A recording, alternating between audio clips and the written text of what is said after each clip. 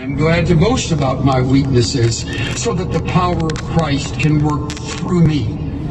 That's why I take pleasure in my weaknesses and in the insults, hardships, persecutions, and troubles that I suffer for Christ. For when I am weak, then I am strong.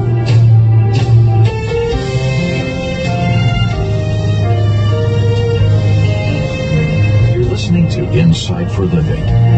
To search the Scriptures with Chuck Swindoll, be sure to download his newly formatted Searching the Scriptures studies by going to insight.org/studies. And now the message called, What If You Struggle with a Permanent Disability? I want to speak to all of you who struggle with disabilities. In other words, I want to speak to everyone here today. Since we are all disabled in one way or another. You may not agree with that statement. In fact, you may resent it. If you do, you are especially the first person I want to talk to today. You may be the type of person who finds great joy in your own competence and great pride in your own adequacies and ambitious thoughts. Truth be told, you may not only wish to impress others with your capabilities, you may secretly desire to eclipse others of equal status. You see, appearing self-sufficient is terribly important to many people. And though we may not like the way this sounds, pride lurks at the core of self-sufficiency. It's been my observation that there are at least 3 different types of people who appear what I would call super adequate, extremely self-sufficient. The first would be the highly intelligent, those with minds that are quick. You take tests and you love taking tests because you get all the answers right. You have rapid comprehension, a great memory, a keen wit, high IQ. It's easy for the very bright person to appear clever and competent and sometimes even suave. The highly intelligent often are impressive because they seem so self-confident. There's a second category, and that would be the greatly gifted. You with artistic skills or athletic skills. You with the ability to handle yourself with creativity. You have talents that border near the extraordinary, far more than the majority of the rest of us. It's easy for the greatly gifted to appear super adequate, completely self-sufficient. The third would be the deeply religious. You seem to live in the realm of the ultra-holy, which gives off an air of sufficiency and a depth of spirituality that others rarely attain. You're very adept in the Scriptures. You can pray easily, whether in public or in private, and words seem to flow as you describe the depths of spiritual truth. You have a deep religious ability. Please understand me here. There is nothing wrong with any of the above. Nothing innately wrong with being that intelligent or that gifted or that religious. It isn't fair, but there's nothing wrong with it. The rest of us look upon it and think, my, how great that must be. However, I remind you, any of the 3 or all of the above and others can be a source of enormous pride, blinding us to the reality that nothing we are or have or are able to do originates with us. I think Paul put it better than anyone in 1 Corinthians chapter 4, verse 7. What do you have that you did not receive? Or as the New Living Translation renders it, what do you have that God hasn't given you? A bright mind? You didn't give yourself that mind. You may have continued your education and cultivated it, but you didn't give yourself your great memory. God gave it to you. You didn't give your hands the ability to paint a canvas, or to sculpt a stone, or to throw or catch a football, or put the round ball in the hoop, or to become All-American while you were in college. You didn't give yourself that coordination. You didn't give yourself this depth of spiritual interest. Here's a major question that arises in my mind and ours. How does God enable us to rely on His strength, even though we may be exceedingly capable in our strength? You get that? How does God enable us to rely on His strength when we are, in our own selves, rather capable, competent, and sufficient? The answer, and you won't like it, God uses trials and tests and disabilities that level us, that keep us humble. He uses pain and brokenness, whether it is the pain of the loss of an adult child that levels us, or the pain of some disease that won't go away, or the loss of something very significant like our occupation, or our physical ability due to a stroke. He reaches our pride through pain. And He uses the pain and the brokenness to replace the arrogance and the pride, to make us consciously dependent on Him. It's a truth, tragically, some do not learn throughout their adult life. But those who do are remarkable individuals. What we must understand is that God uses broken instruments to make incomparable music through life. I thought of that when I read the words of Jack Reimer, syndicated columnist who wrote a story about the great violinist Itzhak Perlman. Perlman, as many of you who love music know, had polio as a child, walks with crutches and with braces on both his legs. Instead of arranging to be seated on stage at the beginning of his performance, Perlman deliberately does not hide the fact that he must reach his chair with great effort. Instead of closing the curtain until he's in place, he leaves the curtain open as he makes his way across the stage, slowly and methodically. Finally sitting down in the chair, he puts his crutches on the floor, undoes the clasps on his legs, then bends down and picks up his violin, nods to the conductor, and proceeds to play.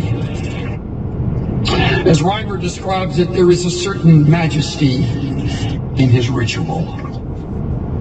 During a 1995 concert,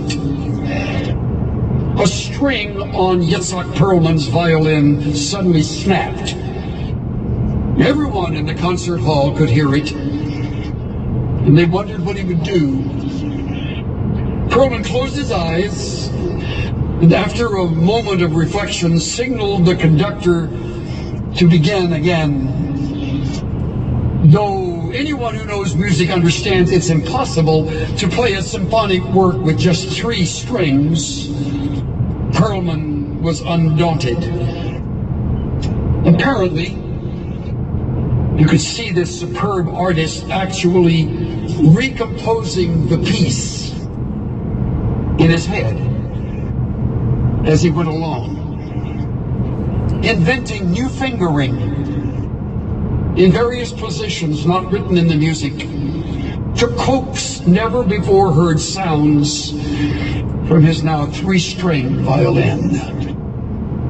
The sophisticated New York audience watched and listened in awe, knowing they were witnessing a truly groundbreaking performance. When the piece was over, they exploded into appreciative applause.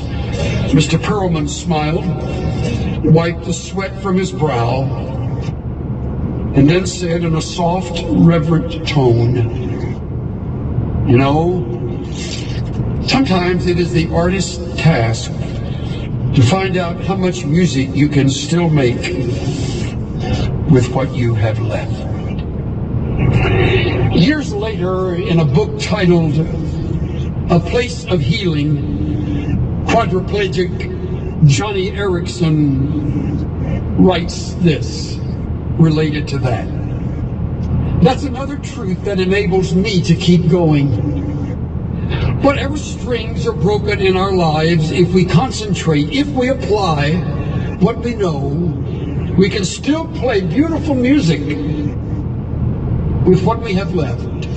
In fact, it will be music that no one else can play in the same way. This is a lesson," she adds, "a lesson I've learned in a wheelchair for so many years, and have had to relearn in these days and nights of unremitting pain. Sometimes you have to take what's left and coax out of life something new and different. Life becomes, I love this word, a recomposition, a series of new chords. If you'll accept this analogy, severely disabled people aren't your regular violins, and God doesn't perform in our lives in the ordinary way. People suffering from debilitating injuries, terminal illnesses, or chronic physical distress aren't your standard musical instruments in the orchestra. We can't do everything able-bodied people can do in their physical strength and mobility and vitality. It takes a special skill to bring music out of broken instruments, and the one who does deserves recognition and glory. God is that one. God is the one who finds incomparable beauty and makes matchless music using the most unexpected and unlikely of instruments.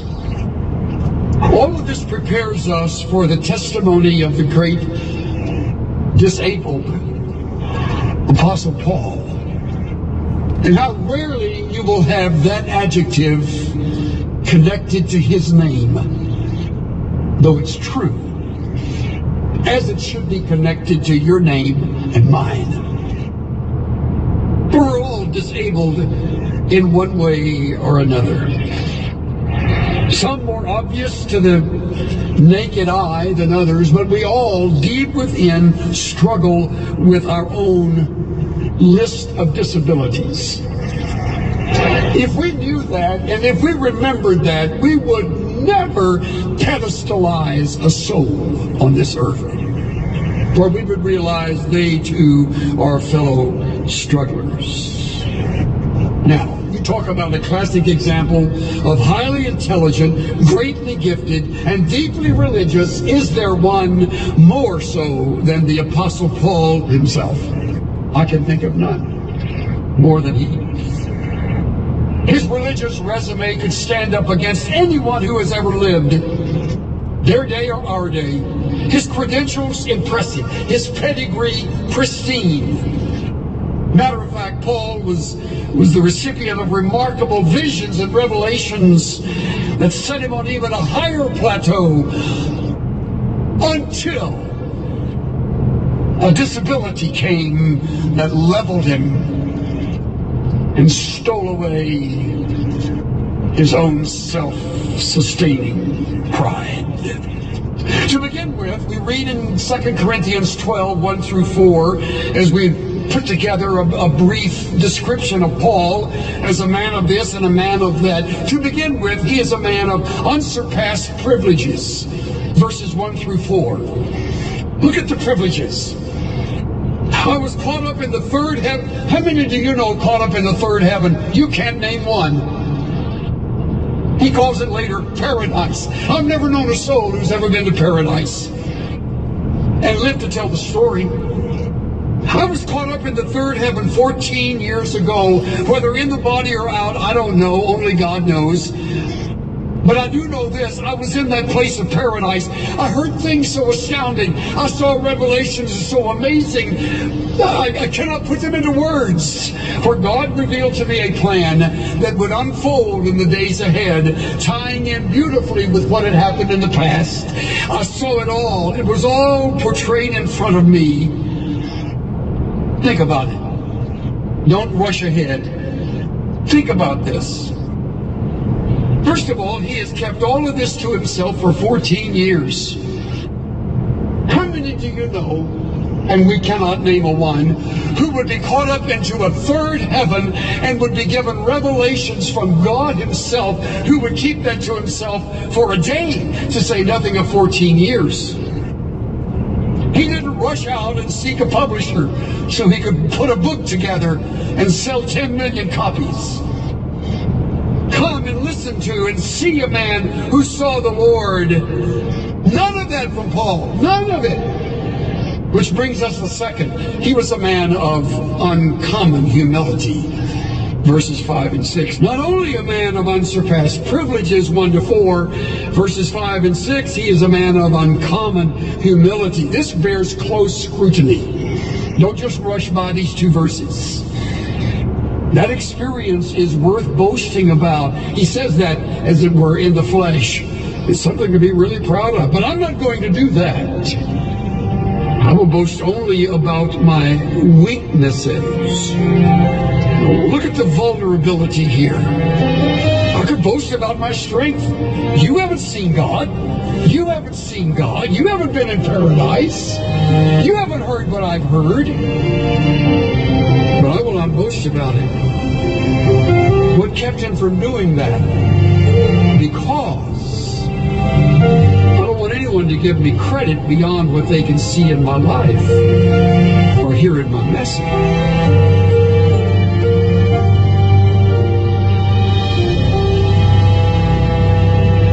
The Apostle Paul is helping us answer a relevant question today. What if you struggle with a permanent disability? And you're listening to Insight for Living. There's much more to discover on this topic and others. In fact, today's program features just one of 12 in this classic series from Chuck Swindoll titled, What If? To purchase the CDs or the downloadable audio files, go to insight.org. Anyone dealing with a disability or caring for someone with limitations knows what it's like to maintain a positive outlook.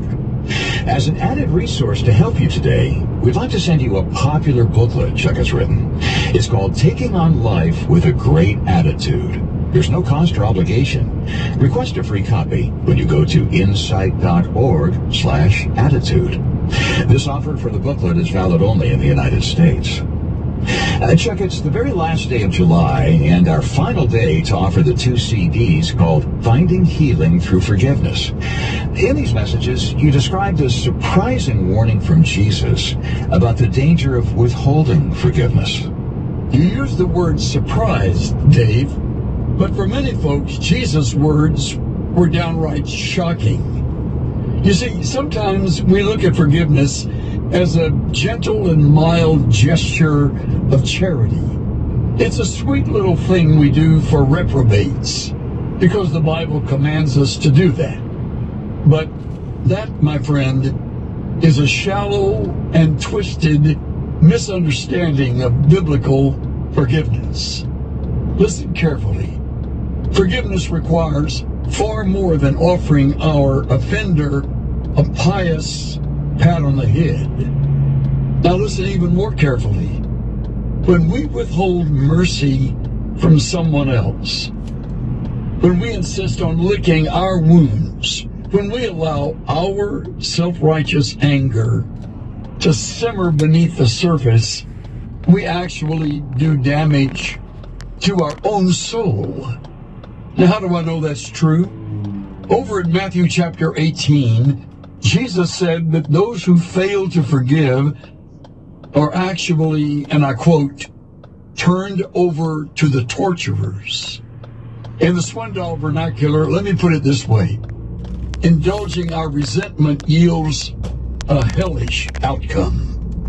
In a moment, we'll describe how you can receive 2 messages I have delivered on this very important topic. And I'm urging you to listen to these studies in Matthew because Jesus' teaching will liberate you from the bondage of bitterness. And in the second message, you will hear my wife, Cynthia, share the biblical principle of forgiveness that brought healing to a broken relationship in her own life. That healing forgiveness can be yours as well. Are you ready to make peace and restore your soul? Give us a call, go online, or write a letter and request the messages titled Finding Healing Through Forgiveness.